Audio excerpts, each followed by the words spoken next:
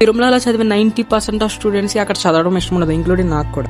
Hello guys, welcome back to my video. Tirumala OG series లో ఇది part 2, the power of Tirumala. Guys, మా town లో తిరుమల కన్నా 200 టైమ్స్ పెద్దవైన నేషనల్ స్కూల్స్ అండ్ కాలేజెస్ ఉన్నాయి, కానీ బెస్ట్ ఇంటర్ కాలేజ్ అంటే తిరుమల పేరు మాటకు వస్తుంది. మా దగ్గరనే కాదు, తిరుమల బ్రాంచ్ ఎక్కడ పెట్టినా సరే అక్కడ ఉండే స్కూల్స్ అండ్ కాలేజెస్ గ్రాఫ్ ఒక్కసారిగా చేంజ్ అయిపోతుంది.